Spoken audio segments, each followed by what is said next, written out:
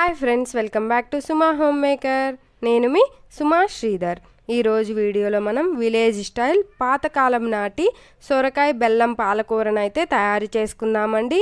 ఈ సొరకాయ బెల్లం పాలకూరని మా అమ్మమ్మ వాళ్ళైతే వీక్కి 1 టైం అన్నా చేసేవాళ్ళండి. అప్పుడు పొలంలో కాసిన సొరకాయలను తీసుకొచ్చి పాలు పోసి బెల్లం వేసి కర్రీ చేసేవాళ్ళు. చాలా టేస్టీగా సింపుల్గా ఉంటుందండి ఈ కర్రీని మనం ఇప్పుడు పాలు విరగకుండా సింపుల్గా ఎలా తయారు చేసుకోవాలో చూద్దాము. వీడియోని స్కిప్ చేయకుండా ఎండ్ వరకు చూసి నచ్చితే లైక్ చేసి సబ్స్క్రైబ్ చేసుకోండి. ఈ సొరకాయ బెల్లం పాలకూరని తయారు చేసుకోవడానికి లేతగా ఉన్న సొరకాయని తీసుకొని పైనున్న పీల్నంతా పీలప్ చేసుకోవాలి.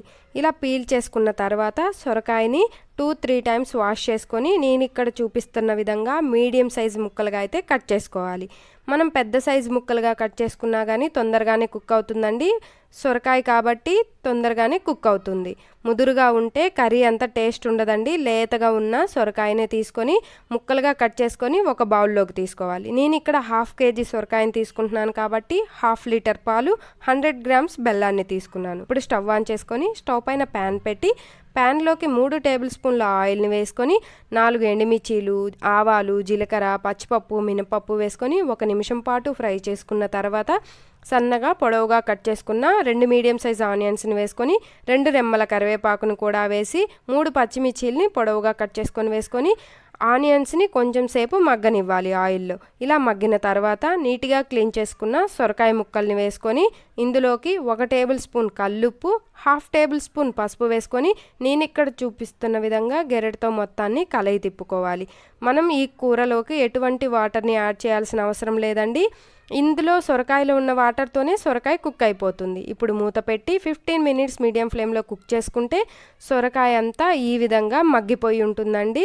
ఇప్పుడు ఇలా మగ్గిన తర్వాత మరొకసారి గెరెటతో కలయి తిప్పుకొని ఇందులోకి 2 అవర్స్ ముందు నానపెట్టుకున్న పచ్చిపప్పును వేసుకోవాలండి. ఈ పచ్చిపప్పు వేసుకోవటం వలన కర్రీకి మరింత టేస్ట్ అయితే యాడ్ అవుతుంది. ఇలా పచ్చిపప్పు కూడా వేసుకొని స్టవ్ని మీడియం ఫ్లేమ్లోనే ఉంచి మూత పెట్టి ఇంకొక 5 మినిట్స్ కుక్ చేసుకుంటే పచ్చిపప్పు, సొరకాయ మొత్తం 70% కుక్ అయిపోతాయి. ఇప్పుడు ఇందులో 1 టేబుల్ స్పూన్ కారం వేసానండి. మీరు కారం వద్దు అనుకుంటే స్కిప్ చేసుకోవచ్చు, కావాలి అంటే యాడ్ చేసుకోనండి. ఇప్పుడు ఇంకొక 5 మినిట్స్ స్టవ్ని మీడియం ఫ్లేమ్లోనే ఉంచి కారం పచ్చివాసన పోయేంత వరకు కుక్ చేసుకోవాలి.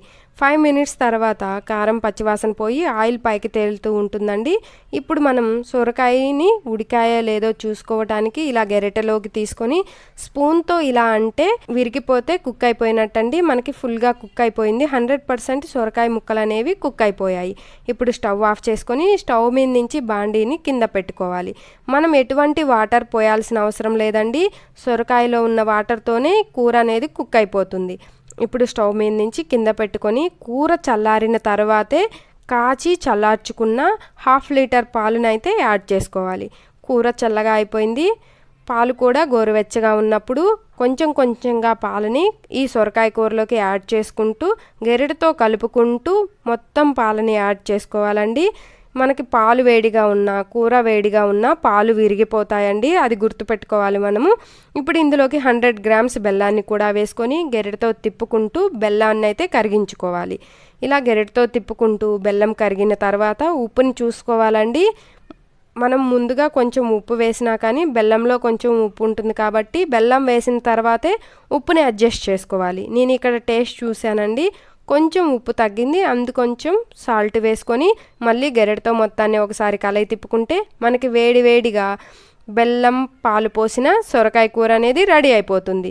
ఈ బెల్లం పాలు సొరకాయ కూర అన్నము, దోశ, చపాతీలోకి తిన్నా సూపర్గా ఉంటుందండి. నాకైతే ఈ సొరకాయ పాలు పోసిన బెల్లం కూరని ఫ్రిడ్జ్లో పెట్టుకొని చల్లగా తినటం అంటే చాలా ఇష్టం అండి. మీరు ఎప్పుడైనా ఇలా పాలు పోసి బెల్లం వేసి సొరకాయ కూరని తింటే కామెంట్ చేసి చెప్పండి. మా వీడియో కనుక నచ్చితే please like, share, subscribe Suma home maker channel.